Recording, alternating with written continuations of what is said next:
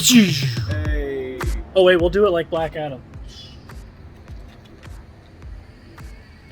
And just like turn on creative mode. And he doesn't even fly. He just it's like this, but without the feet moving. Yeah. So, anyways, Chris and I, we forgot to film something beforehand, but we didn't know anything about Black Adam. Nope.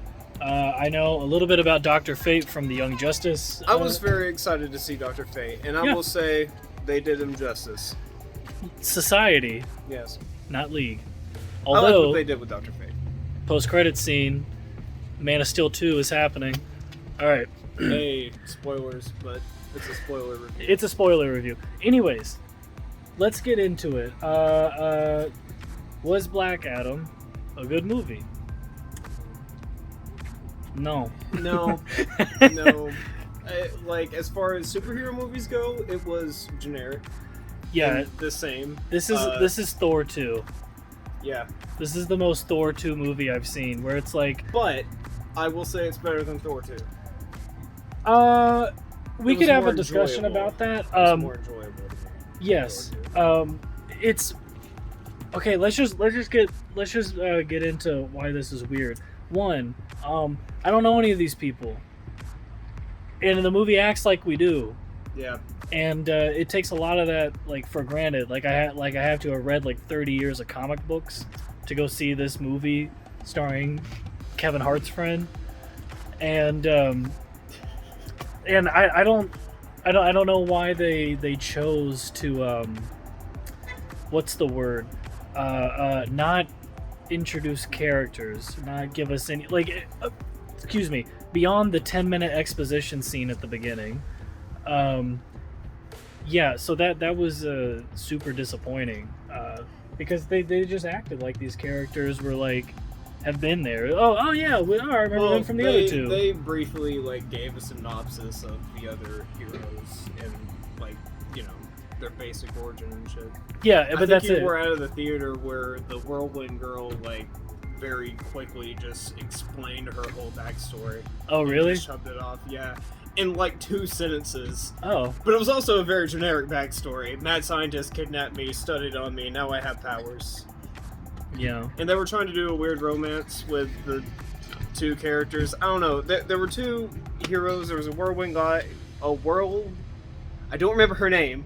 Whirlwind Girl and Atom Smasher. And Adam smashed her, but he didn't because the plot line went nowhere. Well, they did nothing with those characters, really. They just took a back seat the entire movie. Yeah, well, I noticed that in the fight scenes, it's like the writers were like, all right, we got too many people here, and we only got 2 fists and 1 face. Then we focused on Hawkman and Dr. Fate. Yeah. And there was like a weird... I don't know. It's kind of...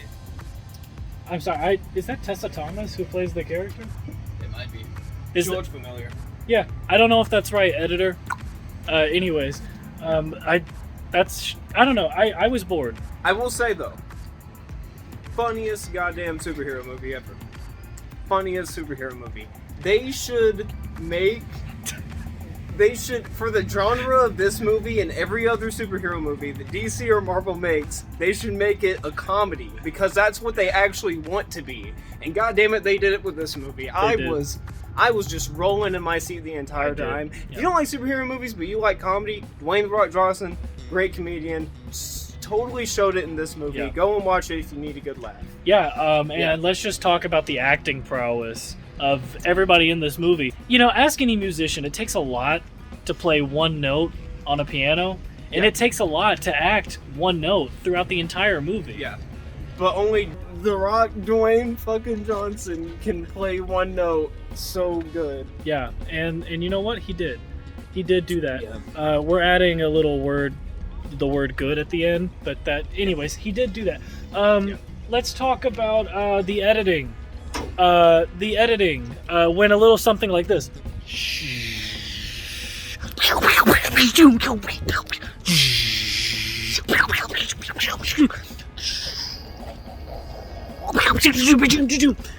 That was the editing. Or my favorite was like where they my favorite is where they took a shot, like a medium shot of The Rock talking, and this is towards the end, and then they took a completely unrelated shot that was taken in front of a green screen, and then they just put in a different background to make it look like the other character was there. He was like, this place has its heroes, and then it took like this random shot of like the kid, where it's like this. I hated the And I'm sorry.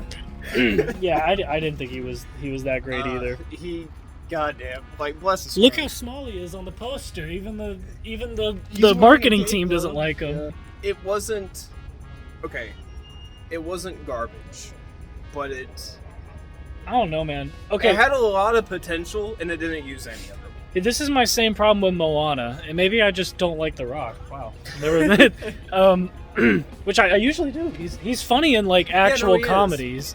I will say, his character actually was one of the better parts of the film. Which is saying not that much. No. What was I saying? Oh yeah, so Moana. The reason I don't like Moana is that I knew what was going to happen the first time I watched it, but like a scene or two before it was going to happen, and I knew exactly how it was going to happen minus the dialogue. That's exactly how this movie was. I knew how every single thing was going to happen, like minutes before it was going to happen, or even acts before it was going to happen. I knew nothing about the character or the movie. Yeah. Before I walked in, I knew exactly how the movie was going to play out, and it played out the exact same way because it's just a generic superhero movie. Yeah, and Chris and I were saying as we left the theater, the only thing that surprised us was the post-credit scene. Yeah, That's the only thing. the post-credit scene was pretty good. Now I will say, the beginning of the third act, where it kind of does a little reveal of, like, at the beginning of the third act that The Rock is not the first Black Adam. That was a very good turning point. That was a very good, backstory. And I thought, oh, okay, this third act is going to actually have a fucking, theme, Yeah. point. And it didn't. It didn't. That was the other thing, yeah. The whole theme is, I can't remember the name of the place, Karak, but I don't want to sound... Lebanon. It's Lebanon. So anyways, this fictional city that has no resemblance to any city in the world, in this city, they keep saying this city doesn't need a hero, it needs to be free. They said that within the first 10-minute expositional dump, and that's the theme. That's it. There is no more. There is no added depth. There is no progression of that. It's just reiterated over and over and over and over and over again, and then the character accepts it, which is not necessarily a bad thing, but again, the way that that's implemented did not do anything justice with that. Yeah. The only thing that carried it was the cameos. Hellboy showed up at the end, and that was really awesome. Now, I will say, around the second act, I was getting a little bored, but dude, I mean, you know what I'm talking about. When White Adam showed up out of nowhere and just started beating the shit out of Black Adam. So anyways, yeah. This is just kind of a letdown, man. I mean, I wasn't really expecting all that much, but I was expecting kind of a movie that I would enjoy, or at the very least be like, whatever. But this has Spider-Man 3 syndrome. Too many characters, and you can't focus on anybody. Thank you for the... What is that? The space bag commercial? Yeah, space bag, yeah.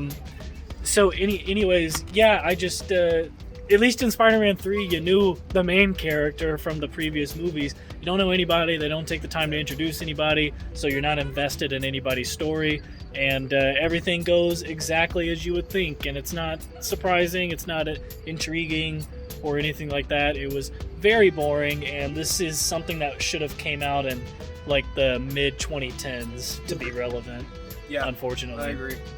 You're beating it at a horse at this point. Yeah. Or also, in this movie's case, if you're not James Gunn, do not write a fucking joke in a DC movie. Don't. Yeah. Just don't. Just don't. Or at least try to do the little joke where it's like, what is it? Character says something, cut to reaction shot. It's like The Office. Yeah, basically like character says something, bleep bloop, bleep bloop, cut to reaction shot. Okay. That's it. That's You how. could have come to me for the reaction shot since you were talking. Well, when yeah, you but had I the said, camera on bleep me. bloop, bleep bloop, reaction. You were talking during the reaction. Did you film Black Adam? Yes, I did actually. There's an ASC after my name. So, anyways, we're gonna rate this. Chris, on a scale of 1 to 10, how would you rate Black Adam? 4. 4. All right. Yeah, I'd rate it a 3. And Jake wasn't able to be here because he's a little bitch. We didn't mention that. Oh yeah. By the way, Jake's not here. That's why. You know. It's so quiet in this video. Yeah. Jake gave me the scoop, and he said that this movie was a 2 out of 10 as well. So, all right. Yeah. So, anyways, we're gonna do more of these. Maybe not. I don't know. But we're probably gonna do this for Black Panther too. So everybody, do the old likes, do the comments. But most importantly, subscribe. Look at our other stuff. Chris has a video out that's pretty good. Yeah. You should check it out, and we'll see you later. Buy tickets to this movie. No, Funny. Real funny. it's the funniest movie I've ever seen in my life. It's so goddamn funny. Stitches. I'm in stitches. Yeah. Call me Lilo, because I'm in stitches. Cut to reaction shot.